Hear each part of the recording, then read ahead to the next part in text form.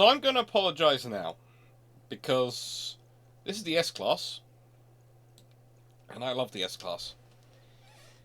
But this is also the second video I've recorded today. And the theory is, if I can record 2 videos in a day, I can do a live. With the coughing and the sneezing. So, it's fingers crossed. Sorry.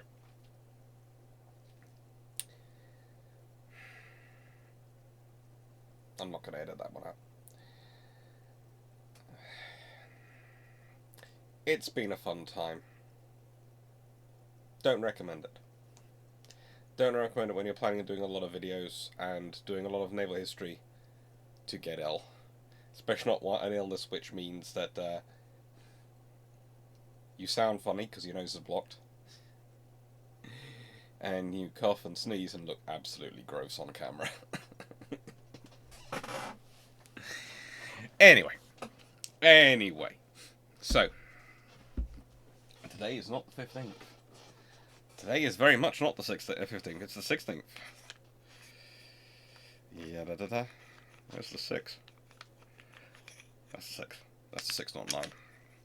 You always have to be careful when you're using these things, whether it's the 6 or 9. So, the S-Class. Last video was on T-Class, which are the Royal Navy's ambush predators. Now, the Royal Navy has 2 sort of specialist submarines in their arsenal of production at the beginning of World War II. And 1 all-rounder. The U-Class are a specialist. The U-Class are killers. If the Hunter-Killer submarine has any genesis in World War II, and the Hunter-Killer submarine as we now think of it, that is, it's probably the U-Class. That's usually a statement which gets me into trouble, but I'll explain that more in a book I'm writing on the U-Class. But when you look at the submarines as they were being built and developed and what they were being built for, and you look at the modern Hunter-Killer submarine as it came about, especially the streamlined underwater performance, everything secondary to their underwater performance, that's the U-Class. If you look at pretty much any other submarine design in the world, other than some experimentals, that's where you're looking at. And it just carries on with the U's, the V's, and then the A's. That's what the Royal Navy's developing along the lines of. But of course, the world is not yet ready for that kind of technology. And the Royal Navy realizes very quickly that it needs an intermediary. It keeps working out what its ambush submarines are going to be. It experiments with all sorts of different types, and the T-Class is a much later design than the S-Class. A much, much later design than the S-Class. It's an interesting thing we're going to get into when we start talking about their programs, because the S-Class, they come about quite early. They are quite a thing for the Royal Navy. And they were around for quite a while. The first are ordered in 1929. The first 2. Appropriately, Swordfish and Sturgeon. And interesting enough, Sturgeon is one of the 3 S-Class around pre-war which survived the whole way through World War II.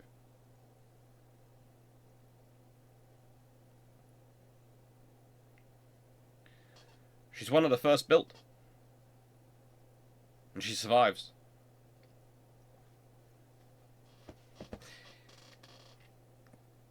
As a whole,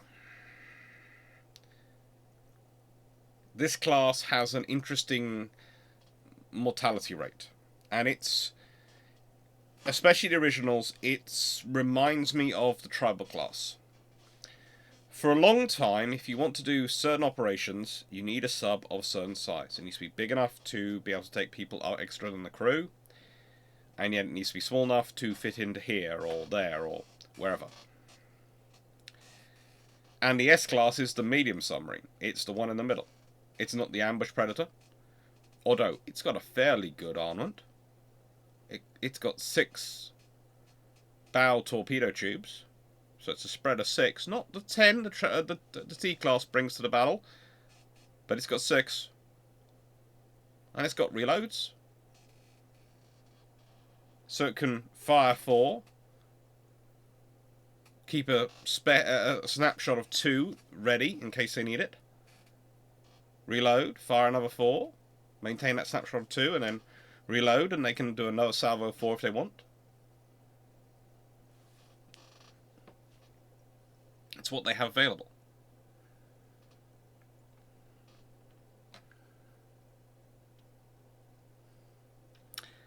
But still, they're good subs, but they suffer a lot.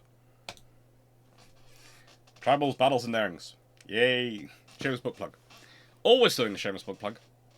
The reason I'm always doing the shameless book plug is because, well, honestly, there are 2 things that academics are, modern terms, graded on. One is reach of research, and frankly, if you've seen the pace of getting journal articles into reputable journals that aren't just paper farms, and then the measures which are used to measure how effective those journals are at getting academic reach.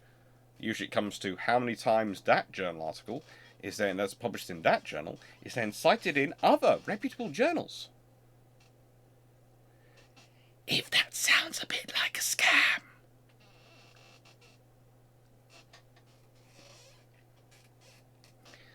Very circular. Very circular. But it's the game we have to play, because it's how academics are graded, their research reach, and how many copies of their books sell. You can be, and the fun I always find with academia is the way people, especially, and on history, is this is even more case of whether you're a popular historian or an academic historian. Recently there's become a sort of desire to look down on anything which is popular, as though that's bad. Being a populist politician, that's usually how you win votes in a democracy. The person who's the most popular and usually the best communicator wins. If you don't like their arguments, don't deride them for being popular. Deride their arguments and make better arguments to win the popularity. I always find that one strange, and it's the same with historians. I hear people complaining sometimes, and this was quite recently.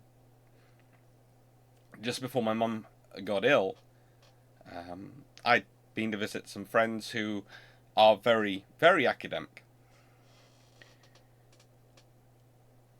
and they had some colleagues who were also there visiting them from a university which was closer to where we were staying. And they spent a lot of their time deriding popular history.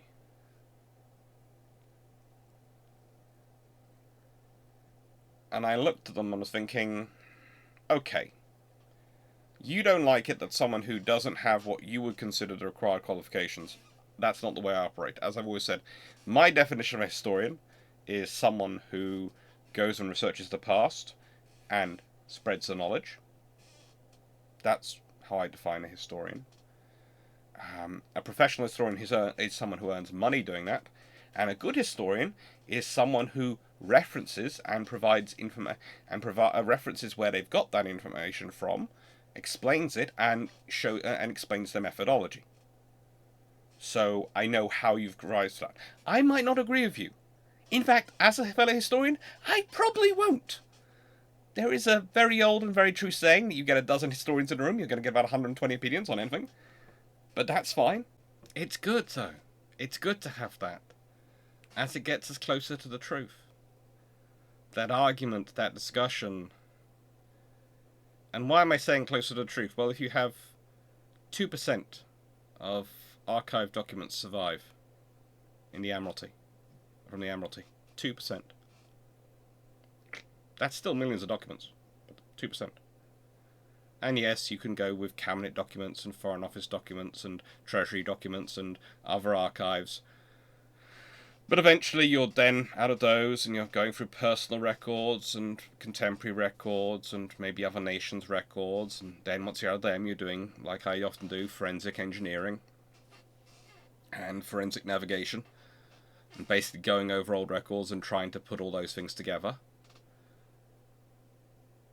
And going over old ship designs and trying to put that together and draw things from the decisions they're making in the procurement, because you can often tell a lot about the priorities of a design when you look at the decisions that are made during construction.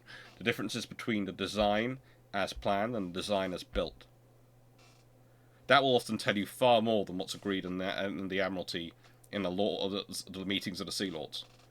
What's official and what's presented to the politicians versus what is obviously in side discussions between Sea Lords, or maybe just decisions made by the Third Sea Lord themselves. Because those decisions have to go back to someone. They have to be signed off. Remember, the Royal Navy operates on a system where if the naval constructors and the Third Sea Lords Department do not sign off on a ship, it doesn't get paid for. So no shipyard in the UK is going to go through and start making changes on a design and then go, here you go, we presented design. It's not France.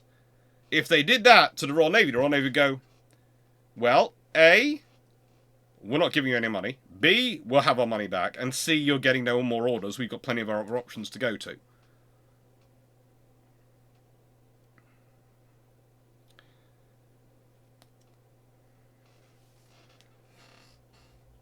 They would.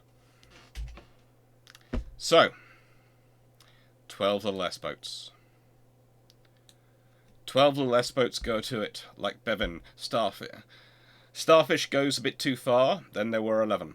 11 watchful S-boats, doing fine, and then Seahorse fails to answer, so there are 10.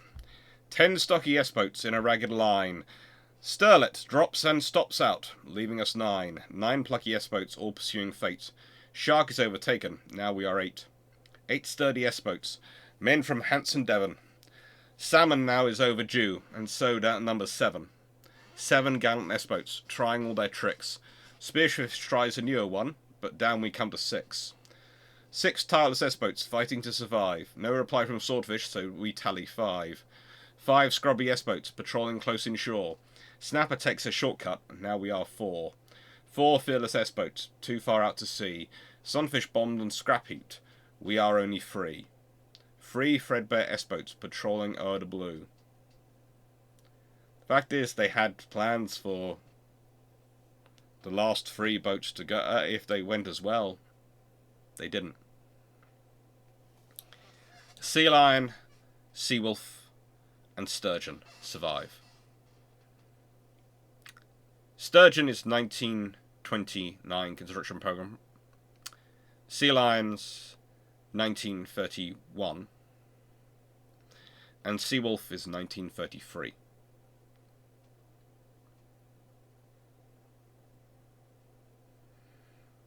They are divided between the first and the second group. The first 4, Swordfish, Sturgeon, Seahorse, Starfish, they're the first group. Unlike the T-class, the S-class do have really 3 distinct groups. And when we say distinct, there are some pretty hefty changes. We'll get into those. The first group, though, really are 4 of them, 1929 and 1930s construction. Then, well, we have 1931, 32, 33, 34, and 35. Those 8 vessels are the second group.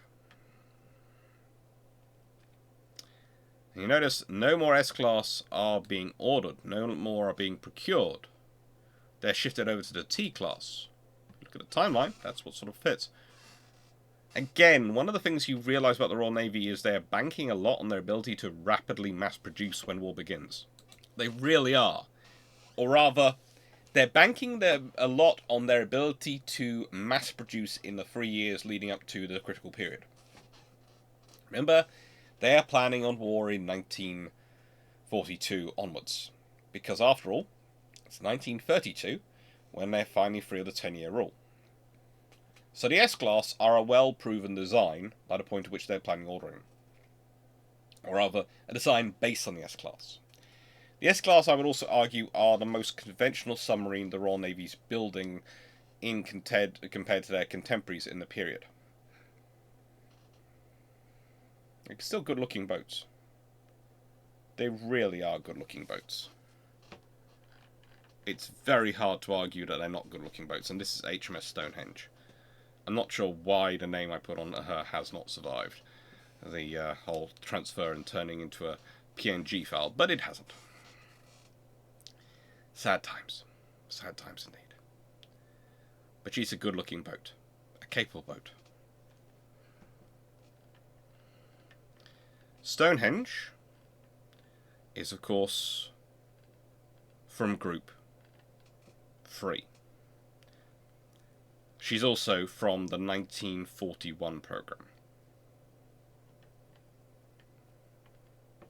Now, I would also add that, interestingly enough, some of the 1940 programme are actually cancelled in 1943. So whilst they order 20 in 1940, 7 are never laid down.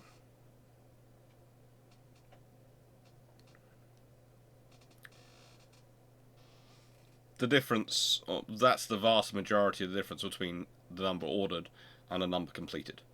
There are another 4 from the 1943 group, which are cancelled as well. Sea Robin, Sprightly, HMS Surface, and HMS Surge. I'm, to be honest, slightly worried that someone thought Surface was a good name for a submarine. Just let's go through some of these S-Class names, okay? I haven't done what I did with the T-Class and list out all the names, mainly because I just felt like I'd do something different this time and stick it in this form, and see which one went better with you all, actually. Well, the first 12, Swordfish, Sturgeon, Seahorse, Starfish, Sea Lion, Shark, Snapper, Salmon, Seawolf, Spearfish, Sunfish, and Sterlet. Not sure about Sterlet, but it does make sense in the time. It fits with the lexicon of the time. Safari, Sahib, Saracen, Satir, Scepter. Someone got onto something with a 1939 War Emergency Program. Then we have Sea Dog, Sybil, Sea Rover, Seraph, Shakespeare. Another vessel, P222, which was lost before a name could be allotted to her. I think, again, it possibly was another example of Churchill having a planned name for her, and everyone arguing about it, and so her never actually getting her name bestowed. Seriously, that's just sad. Sea Nymph, Sickle, Simoon, I mean literally spelled Simoom, so Simoon? I thought it would be Simon, but no, it's Simoon. Sirdar, Spiteful, Splendid, Sportsman. Stoic, Stonehenge, Storm, Stratagem, Strongbow, Spark, Sivian, Stubborn, Serf, Siratis, Shalimar, Scotsman, Sea Devil, Spirit, and Statesman. Sturdy, Stygian, Subtle, Supreme, Sea Scout, Selene, Senchal, Sentinel, Sidon, Sleuth, Solent, Spearhead, and Springer. And then Saga, Scorcher, Spur, and Sanguine.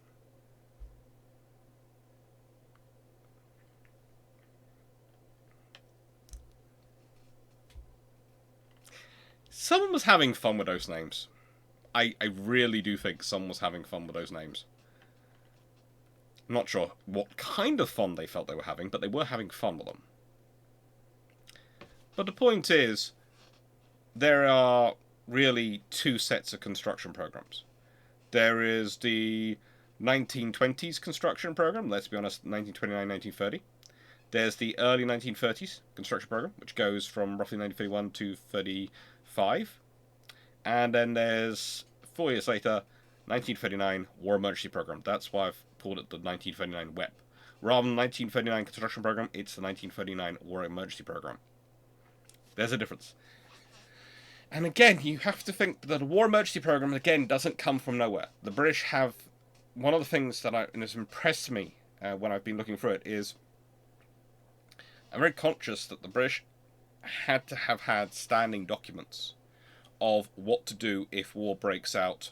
If we have 6 months of warning, there's going to be a war in 6 months, years warning, or if war's broken out and we need to do something immediately. And they do seem to have plans in place. I honestly believe that the Royal Navy had been planning to make a large submarine order in 1940. That would fit with all the research or development going ahead anyway, and seeming to pan out for 1940. And when you're looking at the design and the planning come together and the ship designs going through, it seems to be all coming to a head in 1940, and that's where I reckon they were planning on designing. So again, it would fit with them planning on having new submarines all entering service in 1942. Because again, if 1942 onwards is your idea of when you're going to have the risk period, you'd rather have your ships, especially the ones which are quickest to replicate and possibly quickest to counter, into service as close to them as possible to make them more difficult to counter beforehand. And that's the other scenario you've got to think about. The Royal Navy is probably, of the navies in the world at this point, the one which has spent the most money, time and effort on anti-submarine warfare. Massively. The others have been interested in it. The Royal Navy has Abaker, Cressy and Hogue. Pretty much they're a mantra. It has rippled through the Royal Navy, and anti-submarine warfare has been an obsession. Add to that the convoy requirements for protecting Britain and all these things. It gives you a curious scenario when they're ordering submarines, because they're putting so much effort into anti-submarine warfare. And there are some who go around and believe, say that, because they had Aztec, they believed the submarine threat had been completely dealt with and was no more. The response to that was, if they truly believed that the submarine threat was no more and Aztec solves all the problem, why were they still building submarines themselves? It's like when someone turns around and goes, aircraft carriers are no more, you shouldn't invest in them. And then they're building an aircraft carrier. And you sort of look at them and go, yeah. I'm going to take what you're saying with a big pinch of salt. The Royal Navy is confident that it knows how to manage the submarine threat. But please note that phrase is manage the threat, not solve the threat. There is a difference in phraseology. And it's usually when you hear people making political statements and grand statements, it's the same people, people in a similar vein, it's not often the same people, but in a couple of cases it is, who make the statements about the bomb will always get through. They are people who are looking for an easy fix to a complicated scenario. And so they jump on something and go, it's dealt with because we have this. And usually the this in question is a piece of tech. You then just have to ask them the follow-up question. What happens if any technology is developed to counter that? And they go, no! Well, that's been developed to counter all the other previous tech. So you're saying now no one's going to develop anything to counter that?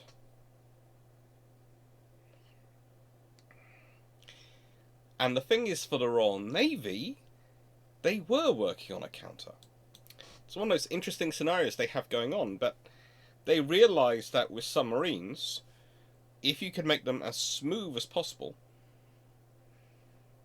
if you can make everything as streamlined as possible, then you can make them quieter.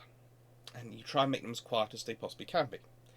Now, there are limitations to what you can do. Because, if you consider this, these submarines are not true submarines. They're still not. They don't have air-independent propulsion. They don't have the ability to snorkel. They have to surface to recharge. If they're going to be in the surface charging their batteries and giving themselves fresh air, they're going to be able to defend themselves, which means you have to put guns on them. Which is a problem. And also the fact is, let's be honest, if you're going to use them for commerce operations or anything like that, they're going to need guns because they run out of torpedoes in seconds. These ones carry 12 torpedoes. 12. Well, most of them do. Most of them do.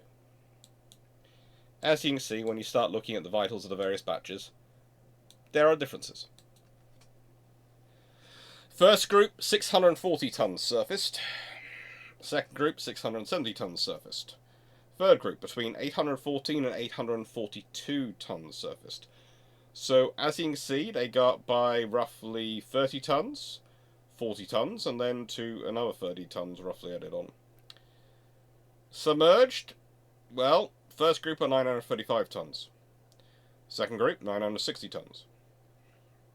Third group, 990 tons. So it's a pretty much direct 25 and then 30 ton increase. The first group are 202 feet and 6 inches long.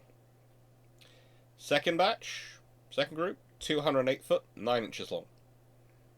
Third group, 217 feet long, exactly. They're all, well, the first and the second groups are both, 24 meters, 24 feet or 7.3 meters in beam. The third group are slightly narrower, 23 foot 6 inches, and 7.16 meters. It's useful. Draft says, again, very similar. The third group is slightly deeper, but 6 inches between friends. And the reason you can soon work out is those changes have netted the third group a knot increase in speed on the surface. But they also seem to have lost 2 knots in submerged speed. First group, 36 officers enlisted. Second group, 39. Third group, 49.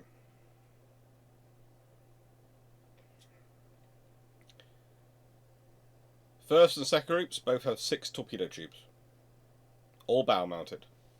Third group, 6 forward, 1 aft, 7 tubes. And they carry 13 Mark 8 torpedoes. They're all carrying a 3-inch gun when built. I will say this, that they all get similar sort of upgrades in terms of aerial defense. So, whilst the third group, some of them later ones are get fitted with a quick-firing 4-inch gun, and the first set group start out with a single 303 caliber machine gun, they all pretty much get air defense upgraded. All of them get cannon and machine guns upgrades, because frankly, there is the air defense you have when you think you're going to be able to hang out. In terms of the British plans for submarines,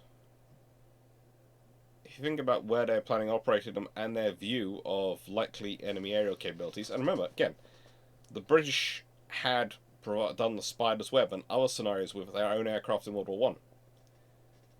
They believed in the aerial threat to submarines. They just were trying. They had this theory that they would only ever surface at night to get their necessary requirements sorted out. Once it became operationally realistic, and they went, "Hang on, we're probably going to have to do this in daytime as well." And then the fact the level of enemy capabilities proved better than they had presumed they were going to be. Well, then things change. Things change. So, we've discussed the facts of the designs. Let's consider the actual design. And, okay, please note there are some sort of scaling difficulties. But this design is taken from the drawings 1929 made by Chatham Dockyards. So, it's most accurate for Group 1. but consider groups 2 and 3 to be evolutions of this design. So let's expand it out a bit. Now, as you can see, everything's thought about, including a torpedo derrick for loading the torpedoes. Makes sense, doesn't it? When you consider the realities of loading these things, these vessels often in austere conditions, even if you might be lucky, you might have an actual fleet tender, submarine tender vessel with you, which has all the equipment, but you might not. It might be just loading along port side, where have you got a suitable space. But if you've got torpedoes, you've got the ability to load them carried with you. Makes life a little bit easier. You can also see there are some sketch lines at the back which kind of show where things are added in, like the aft torpedo launcher, or rather the, how do I put this? The non-reloadable aft torpedo launcher. Gives them a little bit of a chance of going, something's chasing us, we can fire a single torpedo at it, it might give us a chance. Although, let's be honest, a single torpedo is not much of a chance at it. It really isn't. But it's better than nothing. It's always better than nothing. Everything's laid out nicely. As you can see, there isn't much in the way of actual accommodation space. But there is some. There's a galley. There are stores. There's everything they need to be crammed in to that space is crammed in.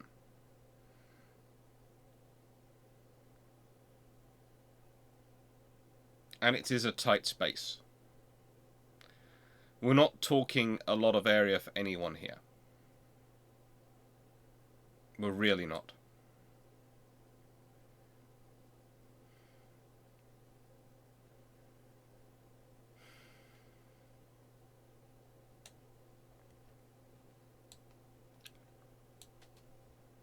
It's a saddle tank design, which is shown best by this, really, more than anything else. Now, as you can see, the saddle tanks are being used rather than a pure secondary pressure hull. It has a single hull, which tends to produce a design which is cheaper, quicker to build, but also easier to maintain and check on. And so they produce this hull, and then they put saddle tanks on the outside. It also makes it easier when you have things like guns, etc. to support. It gives you a slightly more stable platform because it gives you a slightly wider beam than you would a beam to length ratio than you would get from a twin hull design. So there are lots of reasonings going on behind the decisions they're making. Lots of reasonings. But now, again, I've had to move lives around because, frankly,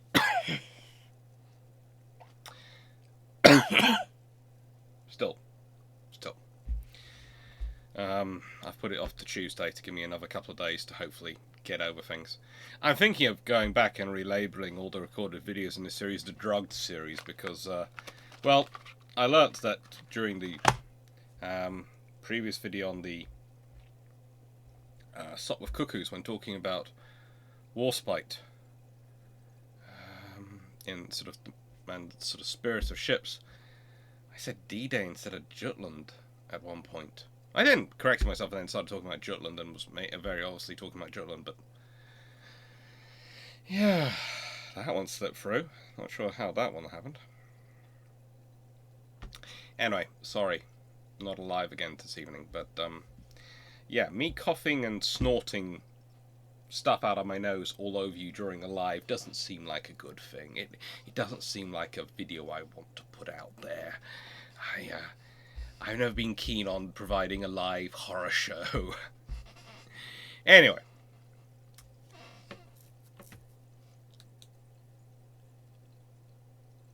What are we talking about?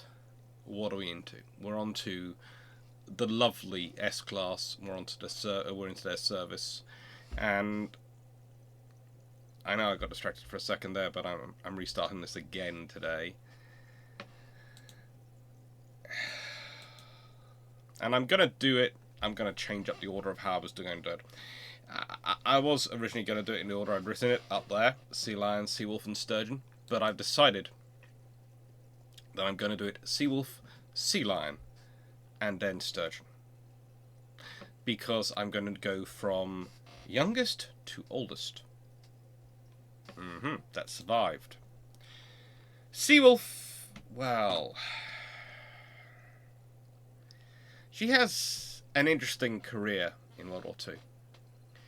She starts off as a member of the 2nd Submarine Flotilla, and she starts off working from Dundee and Blythe. On the 6th of October 1939, she attacks Nuremberg and torpedo boat the Fulk. So it's a light cruiser and a torpedo boat in the Skagerrak. Rather a appropriate place to start attacking German ships. Sadly, none of the targets were hit. In April 1940, she managed to sink the Ham, a merchant vessel, and in November claimed the Bessemer. However, the Bessemer, we think, was mined and sunk the previous day off Hammerfest, so we're not actually sure which vessel the Sea Wolf attacked. And she's very assertive that she sunk them. Big explosion, sinking ship. But trying to work out which potential vessel it was that she sunk at that time has proved a whole interesting discussion, and whether or not, of course, she has sunk one. Some people, of course, before the idea, well, perhaps it was a big explosion, perhaps it did sink, but, you know, it managed to float and get into harbour, a Seydlitz-like scenario. There's always that possibility. That's always that possibility. But it's unlikely. She was one of the submarines which were trying to track Bismarck before Bismarck, of course, was sunk.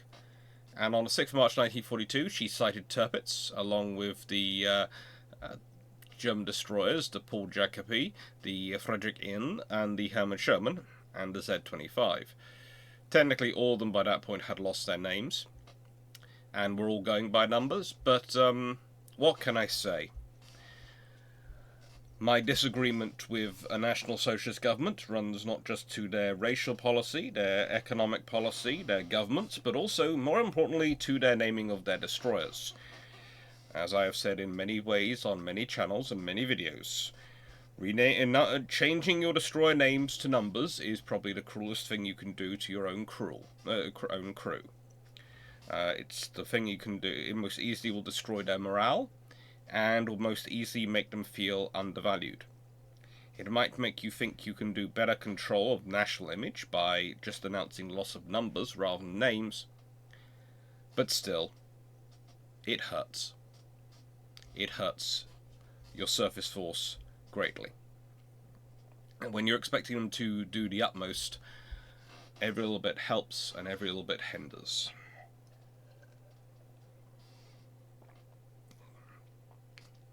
They were trying to track down PQ-12.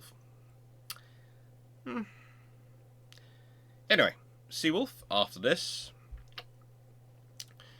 went to Nova Scotia, Halifax, and she was sent there to help the Royal Canadian Navy with their ASW training.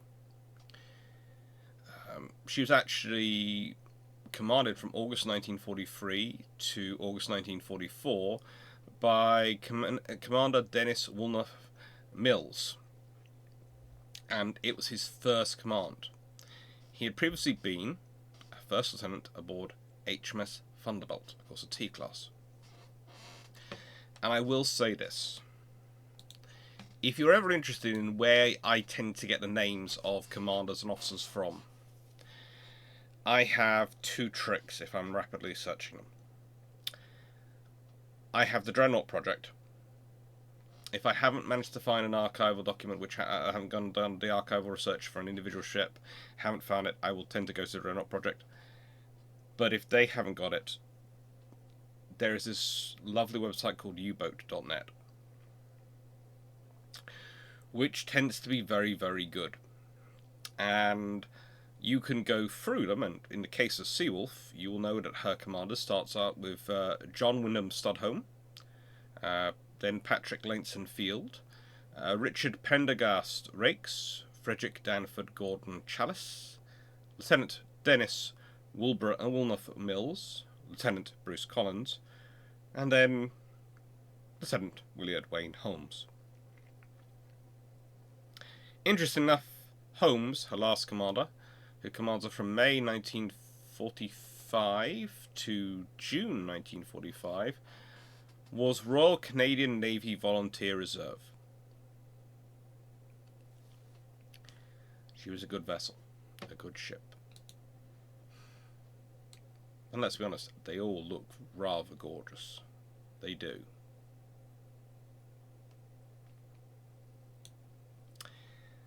Sea Lion, well, her career is even as eventful as the others. She was another vessel launched by Camel Lairds, and she's launched under the command of the then Lieutenant Commander Benjamin Bryant, who goes on to become a Rear Admiral later on, and is a really noted submarine commander. And I think I gave the wrong impression, because I said that the T-class and the U-class were the two classes who most enjoyed trying to sink enemy submarines. And that is true.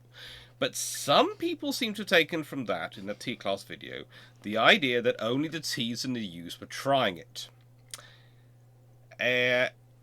On November 1939, just off Dogger Bank, HMS Sea Lion tried to sink a U-21. So, yeah. The S-Class were definitely involved. The first vessel she actually successfully sank was August Leonard, a German merchant vessel, in April 1940 off the Danish island of Anholt. And then she went on to attack the Moltke-Fels, failed to hit her. Then she managed to damage the Pelin, and again attacked a German submarine, the U-62, in July 1940.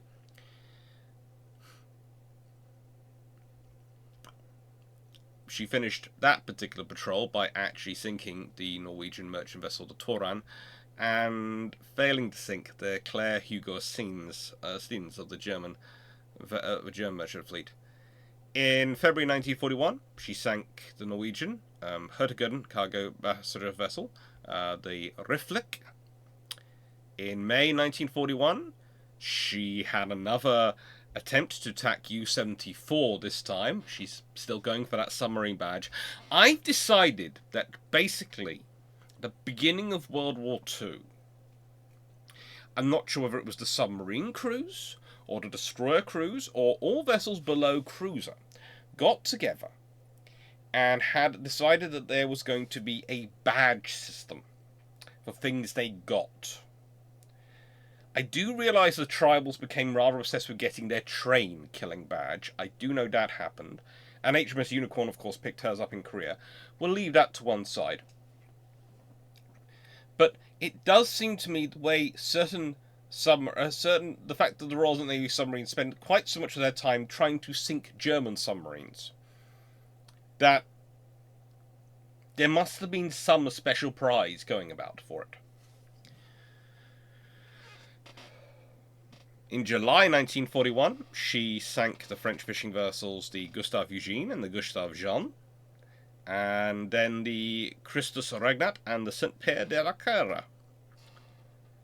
She also was involved in the tracking of Bismarck, and in roughly November-December 1941, she attacked and sank the Vesco and another Norwegian vessel, the Island. She is scuttled as an Aztec target off the Isle of Arran in March 1946. And again, often people at this point would say, well, you know, her career sounds very quiet after that point. It does sound quiet. It sounds incredibly quiet.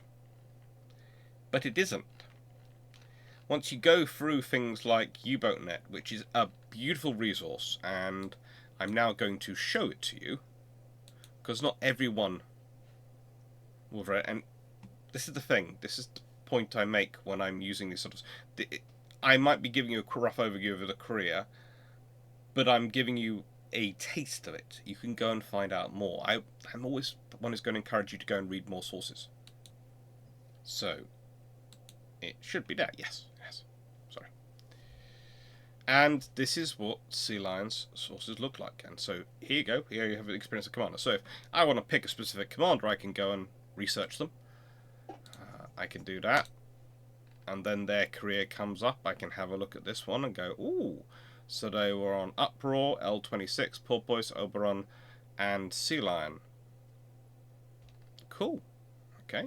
I know what he did. What did he get up to? What was his type of training? What was his experience? And I've got dates and details for that, which allow me to go and reference it. This is what I mean about sometimes sources providing themselves with their own ability to be referenced. By giving you enough detail of dating and timing, you can start to go and match things in with other information, other sources, so you can cross-reference them. In the case of this lovely article on Sea Lion, and it really is a good one, you can go through all this information. 4th War Patrol, all the different war patrols, 3rd War Patrol, what she's doing, what she's getting up to, 9th War Patrol. Well, of course, I've mentioned, got up to 1941, and people are going, it's quiet from there, her career. Well, it's not. We're into 13th War, 14th War Patrol, 15th War Patrol. There's a reason it is as long as it is, and it's the 16th War Patrol, or is it the 17th, which is Bismarck? I think it's the 16th, which is Bismarck. As you can see, lots of details there. Lots of information coming through. Now, honestly, you could do an entire video on these vessels, and I probably will at some points pick out certain vessels to do an entire video, but I wanted to do the class videos for submarines before I did an entire video on one vessel and what random operations it got up to. And sources like U-boat.net make that possible. They really do. There are good books, and I will highly recommend the books. But the thing is, the books aren't viable for everyone.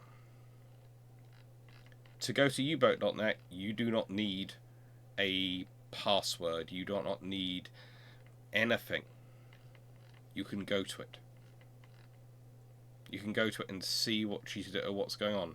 She's taking part in exercises in the Clyde area in 1943. All sorts of training for anti-submarine warfare operations. Because again, submarines are critical for training for anti-submarine warfare. There is no point sending out an escort to protect a convoy and you're not having them trained to engage submarines.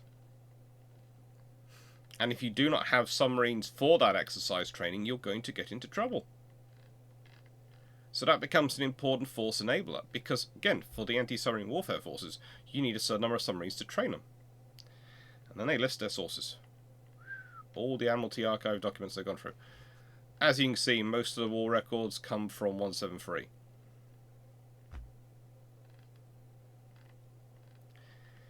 I know those files far too well. Anyway, there's a good look at that. It's rather fitting that as spending a large chunk of World War II training up the Aztec and the anti-submarine warfare forces, that is how she eventually ends her career in 1946. It's appropriate. And by the way, this is Sea Lion. Rather a cool picture of her. And then we have Sturgeon. Sturgeon is this one. Now, she has a very intriguing career, because she actually ends her career as HNLMS Zeehound. Yes. She serves out before being returned to the Royal Navy and then being scrapped. A large portion of her service life as a Dutch naval vessel. Dutch one. Again, starts out her wartime career with the 2nd Submarine Flotilla. She starts her patrol alongside Spearfish and Swordfish. She was, from the 25th of August 1939, patrolling southwest of Stavanger, Norway, when Britain declares war on Germany on 1st of September. This turns, of course, into her first combat patrol. On the 4th of September, she's returning to Dundee.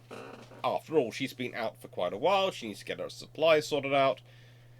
And a British bomber aircraft, well, a British aircraft goes ahead and erroneously bombs her. Thankfully, both sets of bombs miss, and she arrives in Dundee the next day, where her commanding officer calmly reports to his boss that it appears that the Maritime Patrol aircraft, the Royal Navy's Maritime... Well, not the Royal Navy's, the Royal Air Force Coastal Command's Maritime Patrol aircraft are not acknowledging the signals they were told they were going to do. Now, there was actually an interesting reason for this. There was a discussion going on as to which sets of signals were going to be used to identify British submarines. And they, of course, have peacetime signals, but those were supposed to change in wartime. Now, here is where one of the interesting things come up. And this is an entire debate as to whether or not this happens. But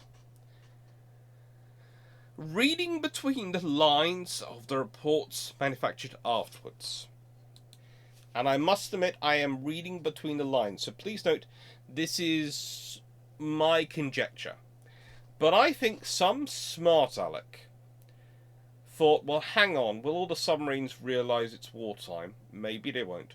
So let's keep the peacetime signals going for a couple of days. So we're expecting peacetime.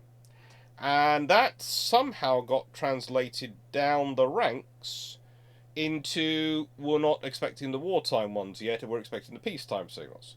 So when Sturgeon gives the wartime signals, as she was supposed to, and the reason I know she was doing the wartime ones was because her commander seems to have adopted the exact opposite policy of the moment he heard her war was declared, he pretty much burnt the requirements for the peacetime ones. As they did the wartime ones, but the pilot, the air crew was still expecting the peacetime ones. That's where you get confusion in terms of the signals and signal and response. That is where I think it's coming from. Although, and I will say this, the other option, and this would be me being entirely uncharitable, is that the agreements which were supposed to go through the Air Ministry, Admiralty to Air Ministry to RAF Coastal Command down to the squadrons, considering the level of bureaucracy involved in moving it through and making the changes, might not have reached things in time.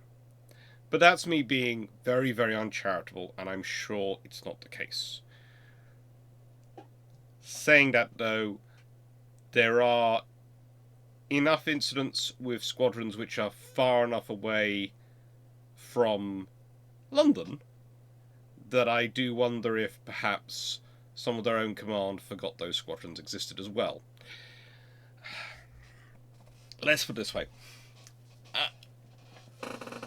I feel for the Air Ministry, and I feel for the RAF as a whole at the beginning of World War II. Because whilst the Royal Navy in World War I kept finding itself having more town-class cruisers than it realised existed, they usually had supplies already in places to deal with them and support them, or the ability to basically bully Brazil enough that they'll support them. It worked, okay? It worked. For the Royal Air Force,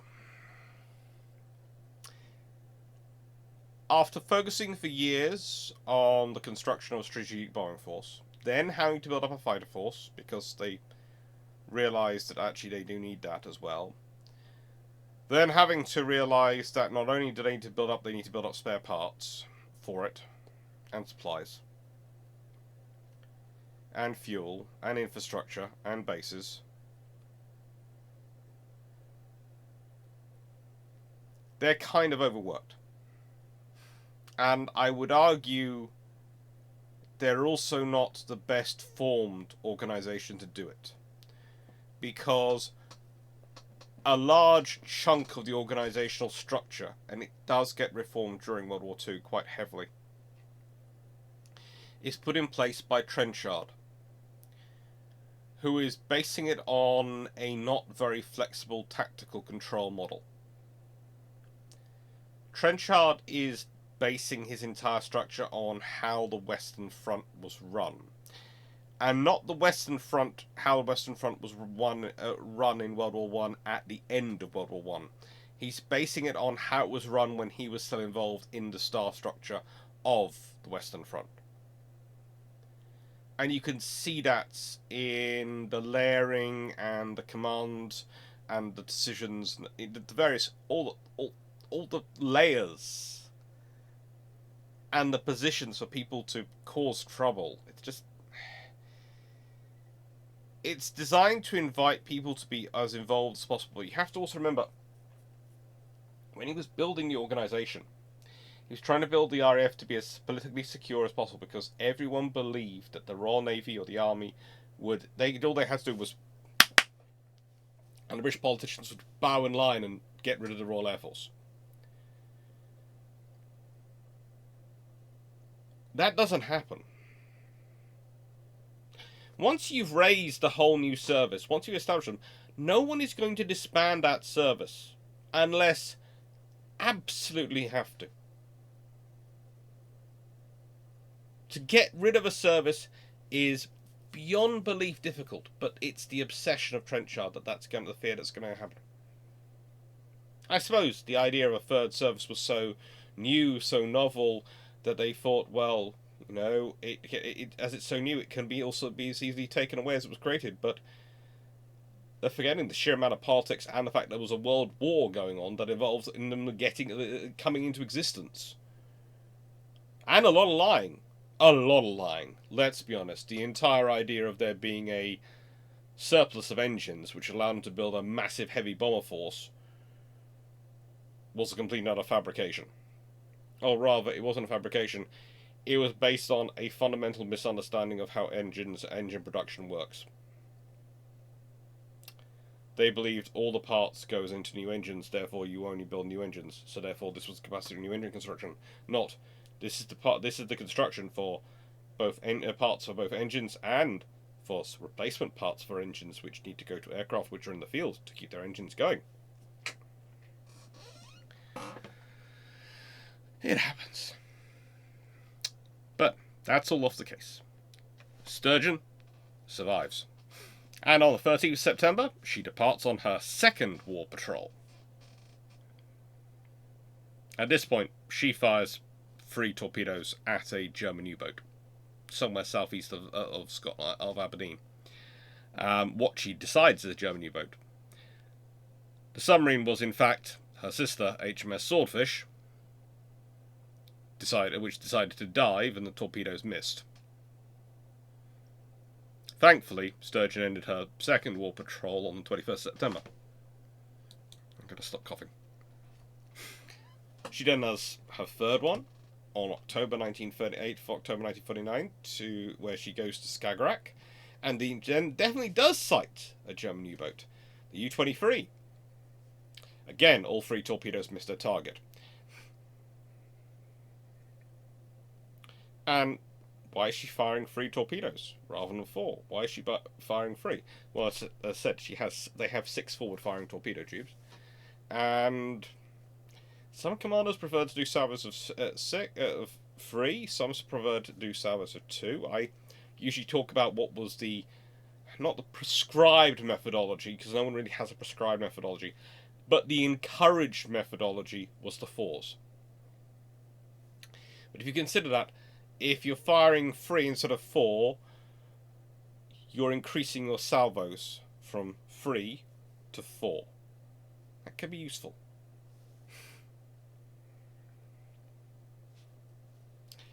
And that basically starts to describe her career. She goes out on constant patrols. In fact, she does a huge number of patrols throughout World War II.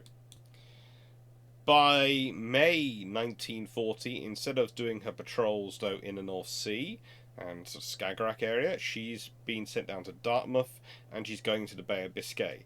And she will spend pretty much the next year or so there.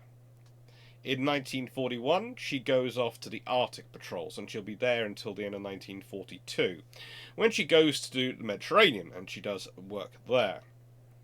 It's in May 1943 that she starts being transferred to the Royal Netherlands Navy, but that's after she's been rebuilt. So she actually goes on their first patrol with them in November 1943. Now, then she gets her various patrols, usually in the Norwegian Sea, usually around Norway, and she's doing lots of duties off British and Dutch cities in sort of March 1944. She's doing lots of activities, is what I'm going to put into it. Again, it's stuff which could be a whole other video itself, because it's interesting things. She is the only one of the first group of S-class submarines, of those first 4 to survive World War II. The only one.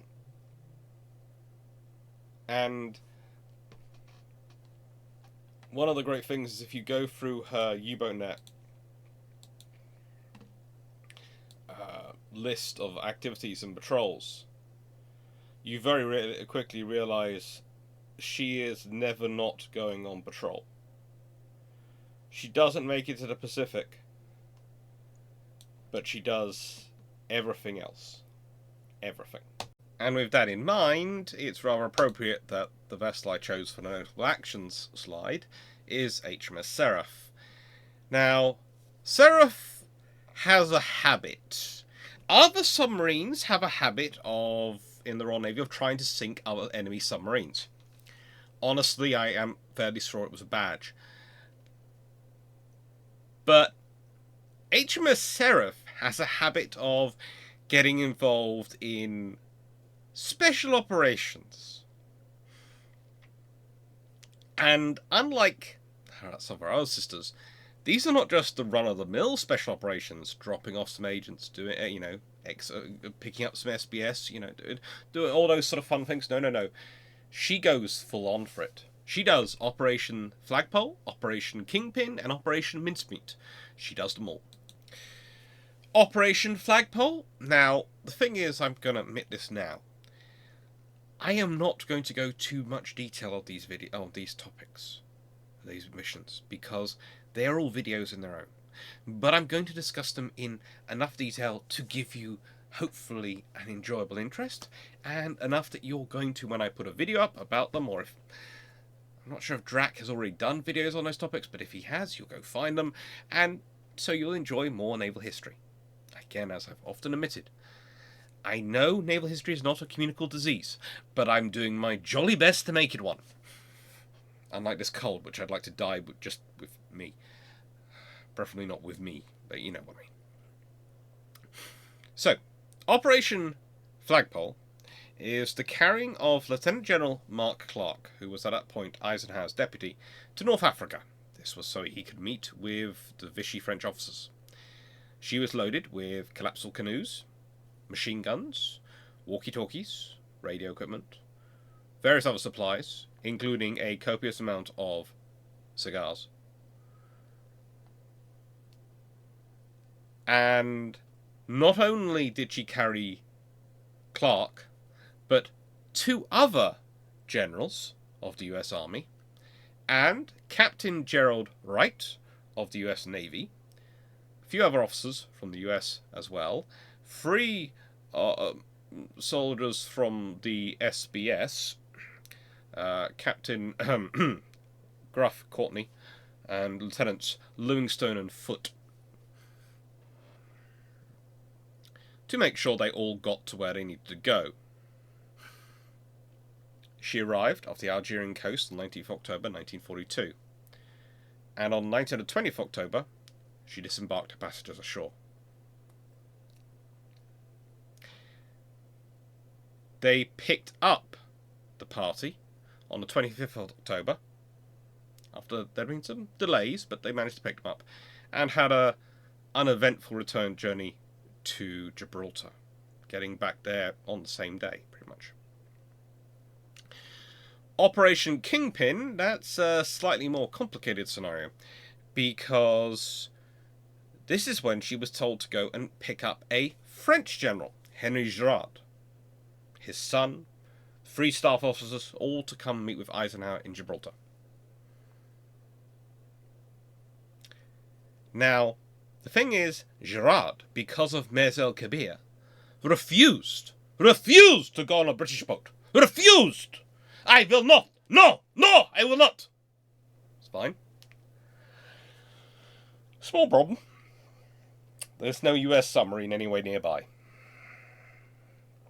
And frankly, the rest of the Allies were being even less accommodating to the French at that point. So, HMS Seraph becomes USS Seraph, rather like HMS Victorious becomes USS Robin, and she flies US Navy ensign. The sub is put under the command of Captain Gerald Wright, who of course had been aboard her earlier as a passenger, and what he does is sits in his office all day and lets her actual captain Jewel do his job. In the spirit of things, though, the British crew did attempt some absolutely horrendous American accents. I mean, they make mine sound good. They were trying to imitate them from what they perceived of movies. If you can imagine a 1940s Cockney trying to imitate the American accent he's heard in the movies from John Wayne or anything like that, just, yeah. It fooled nobody, including Girard. Not helped by the fact that after he was aboard, Captain Wright sat him down and told him exactly what the frigate was going on and told him to stop being such a baby. On the 7th of November, she transferred her charges to a Catalina flying boat, which took them from, which was sent from Gibraltar, as they'd lost contact with Seraph, and this was because her mania radio had stopped working. Always an issue. At least this time they were sending something out to check for her rather than sending something out to bomb her. And it's only on the 24th of November, therefore, of that particular year, that she actually gets to do her first war patrol in the Mediterranean, because she's been doing so many of these lovely operations. Yes. 24th of November, 1942. However, that was soon put to assault, and she goes back to carrying American and British commandos for reconnaissance operations. She does manage to get the Italian merchant ship, the Puccini, on the 2nd of December 1942, and okay, so Seraph might take the whole "we want to sink a submarine" thing a little bit too far, because on 23rd of December 1942, she rams a U-boat. Sustains sufficient damage herself to have to go back to the UK to be repaired and refitted, but does ram the U-boat.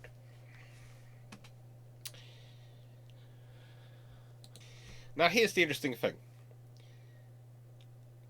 They sighted, and I said, rammed a submarine.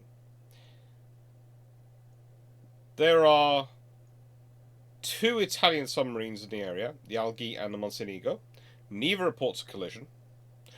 We don't believe necessarily there might, if there was a German submarine or not in the area, because of course some submarines go missing, and therefore you don't know where they were, because again, whilst they're theoretically supposed to keep certain operational areas and you're supposed to know where they are, some submarine commanders do like to wander, and they can get lost, and their radios might not be working, or it might have been a Spanish sub that got a mistake, but then we'd have heard about that giving a collision.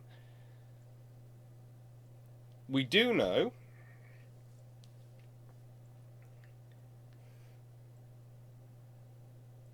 that they did all sorts of things, and they kept up a running fight. And this went on to the 24th of into the 24th of December.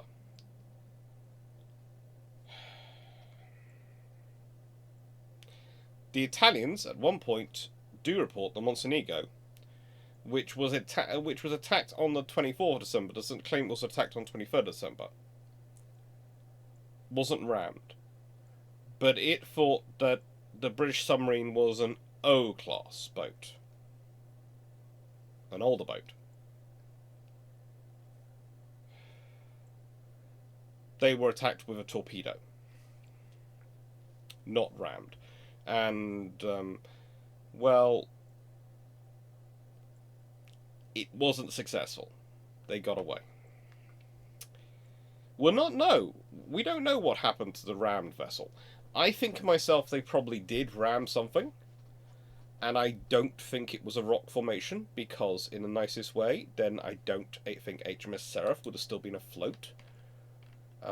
That's my main reason for not thinking she rammed a rock formation. But whether or not she rammed a U-boat, whether or not she rammed maybe a fishing boat, I don't know. I honestly don't know. And then after she has her overhaul, well, she comes up as a candidate for Operation Mincemeat. That's where they drop a dead body off Spain. And of course that dead body is dressed as a Royal Marines officer, and is carrying a briefcase which contains documents that suggested that the British and Americans and Allies were planning on landing not in Sicily. In fact, they intended to land in Sardinia and Greece.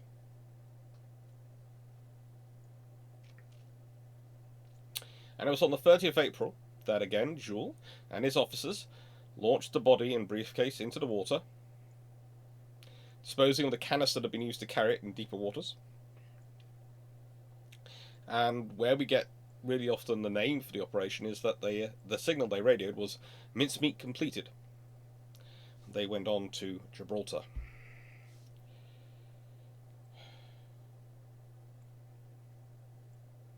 She has a bit of a regular career, but honestly,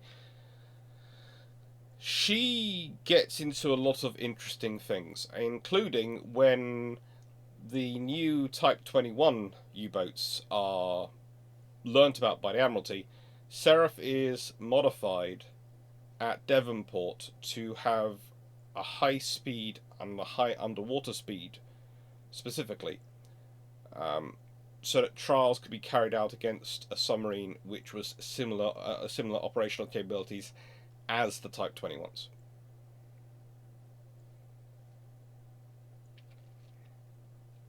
They were carrying out trials and exercises against her in September and October 1944, and they were already working on developing counters. This is one of those things where people sort of go, the Type 21s, when it would have been a complete shock and surprise to the Allies. It would have devastated the convoys. And you go, no, it wouldn't. Here is the thing. They knew enough about them in detail that they were confident enough to modify a boat. Take a submarine out of service, modify it, and exercise against it and go, what's the problem going to be? And they didn't think it was going to be easy. It wasn't going to be easy. It wasn't going to be plain sailing to deal with, but it was something they could do, because they'd already worked out enough about it that they were able to test themselves against it, give themselves an idea of what they were going to face. So the S-Class, and oh my lord, this is going to be long. Oh good lord, this is a 75-minute video. Seriously, I'm going to have to, if I'm going to get these to 40 minutes, I'm going to have to completely rethink what I'm doing about submarine classes, aren't I? Maybe I cut out 2 of the examples, or 3 of the examples. I'm not sure. Put suggestions below for how I managed to make these down to roughly 40 minutes. I like the S-Class. They are, as I've said before, they're the most conventional looking of the Royal Navy submarines in World War II. They're the most conventional looking of their new build subs. But they're also, in many ways, the end of the line in their construction terms.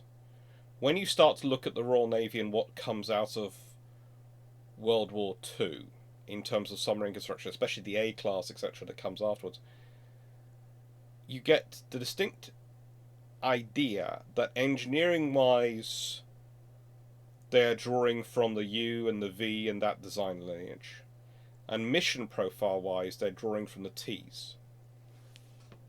Now, this can seem strange to say because, after all, so many modern submarines are good all-rounders. They are. They have strike capabilities. They have this. They have that. They do special forces. Well, the thing is, the Royal Navy, that goes across the T-class, the S-class, and the U-class. In fact, if anything was the special forces all-rounder, it's the U-class. But the S-class, especially Seraph, others as well, do so many interesting little operations.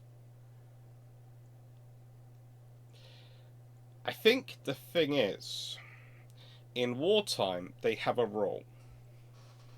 It's kind of like the medium destroyer. Bear with me. The Royal Navy in wartime is building up its destroyer forces towards the end of the war. And they're actually going, well, we're building the battle class, which are our large fleet destroyers. And we're building the Seas, which are war merchant destroyers. And we've got these yards which can build something bigger and better than a sea, but can't build a full battle class. And got all this text that are sitting around what we can do. Let's build the weapon class. And they make perfect sense in wartime for maximising capabilities. They're really good in wartime. The weapon class, if they come into service in World War II, would have been really good, really useful. Everyone would sing their praises. And it would have been a really good of getting the most out of the resource and infrastructure available. But the trouble is, by the time they come into service in peacetime, they're not as flexible and as capable as your big battle class, or definitely not your daring class destroyers. And they're also not as cheap and easy to crew and run as your C-class, your war emergency destroyers. They are neither fish nor fowl. What is justifiable in a major fleet in wartime, or justifiable in a major fleet in peacetime, maybe you can argue, in the interwar period, when submarine technology is being developed still. And what is justifiable post-wartime is different. I'd say we're facing a similar problem today, and it's that I keep looking at it when I see people talking about things to do with the issue of defending commerce, and especially the current scenario we've got going on in the Middle East and the Red Sea. People keep sort of going, oh well, we need this, we need this. They either want to turn every single ship into an Arleigh Burke, or they keep critiquing the Arleigh Burkes. And really, the problem is simple. Because you've only been building Arleigh Burkes if you're the US Navy. They're just starting now with the Constellation class. You always have to send an Arleigh Burke, which means your Arleigh Burke force are having to do things which they really shouldn't be doing. There are really jobs out there which do not require the firepower or capabilities of a Burke to do that presence mission. That maritime security mission. You should have a good cheap frigate doing that one. You should have some cheap frigates multiplying your forces around your carrier battle groups. You should have some cheap frigates. That's what they're for. And if you're a major power, that's what you have the frigates for.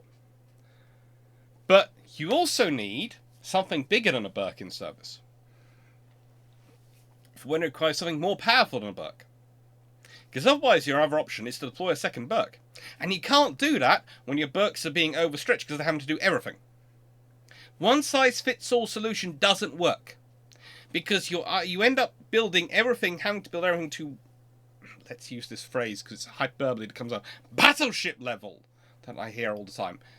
in submarine terms, it would be a case of if the Royal Navy tried to build everything to T class instead of building the U and the S's. And let's be honest, if it hadn't been for the treaty limitations, the tonnage limitations, you might have found they were all closer to the T's and the U's, and no S's, because the S's are in a way, again, a product of the treaty. But they also do make sense to an extent for a larger power like Britain and to maximise their infrastructure and ability to produce stuff for their submarines. So they make sense. What we've had is, because of the way the post-Cold War scenarios worked out, rather similar things happen with modern escorts. You either have your top-of-the-line first-raters, or you have an OPV. And just as we're historically, the numbers, as I've shown on things, were concentrated in the third rates and the fifth rates, not the first rates, second rates, or fourth rates. So usually some of the sixth rates.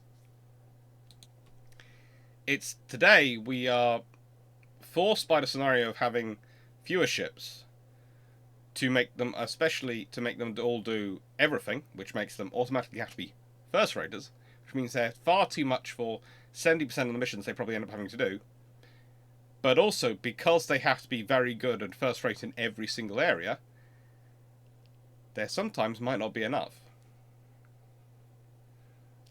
Because, again,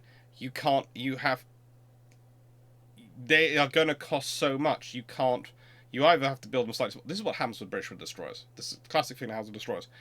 The Type 45 is the second smallest design, right, that the Royal Navy offered. And yes, they've got 6 of them. They asked for 12, they settled for 9, and they got 6. It's typical scenario of Britain. They're good air defence destroyers, and they're getting some upgrades with that as well. But the point is that the compromises were made so they get enough hulls to do the air defence mission. If you need them to do if you need them to do other missions as well, you need them to be bigger.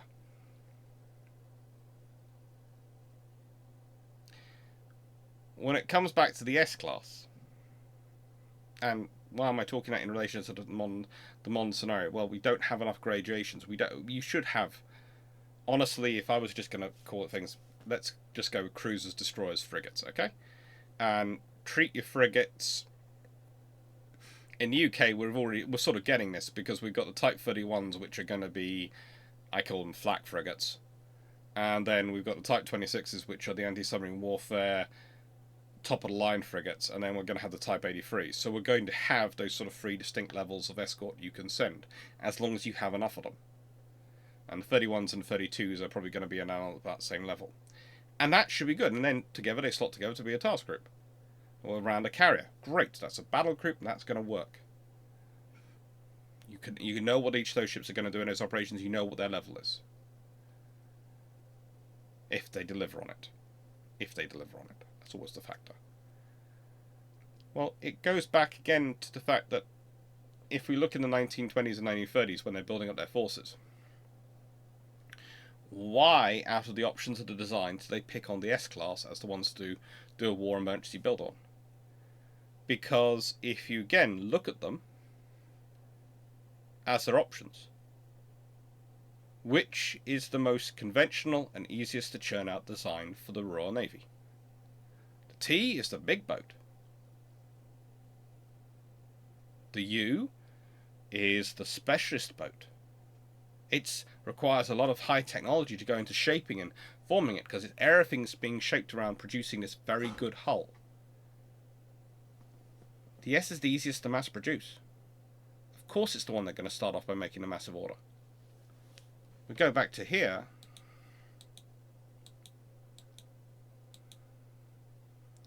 They order 20 in 1940. Double-digit orders. 1940, 1941, 1942, double-digit orders every year.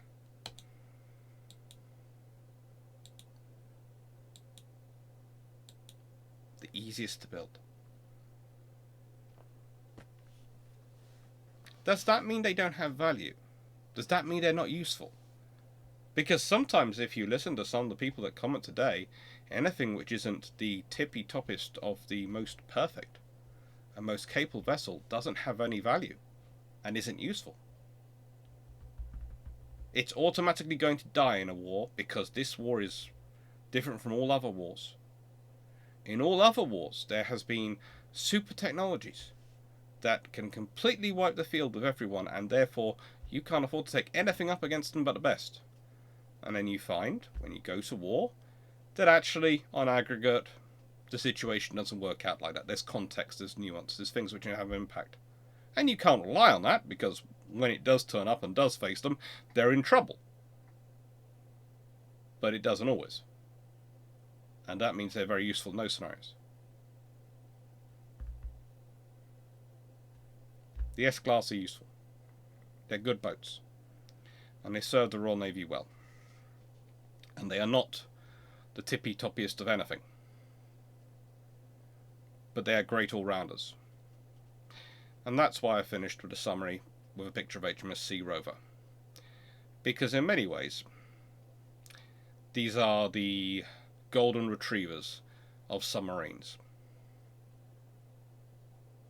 Golden retrievers are lovely, very kind-natured dogs. They're gonna be in the top, 10 of anyone, but they rarely seem to end up first place. They're always high, but they're always not the highest. Most of the time. I think maybe Seraph probably gets the highest with the kind of random special operations. What are you going to do next? Well, let's be honest, those bulkheads, if they could talk. Thank you very much for watching. I hope you enjoyed. I hope you found it interesting. I think there's probably enough in here for people to actually talk about without me asking a question. And I'm going to go and take some more drugs and hopefully record tomorrow's video, because I have just been told Mum needs to go back and be given some tests tomorrow. So I'm going back to the hospital again tomorrow with Mum, which is fun, because my sister has to work, so I am taking my recovering cold, where I keep coughing, into a hospital. That does not sound like a good thing to do. Ah well, thank you very much, everyone. Take care.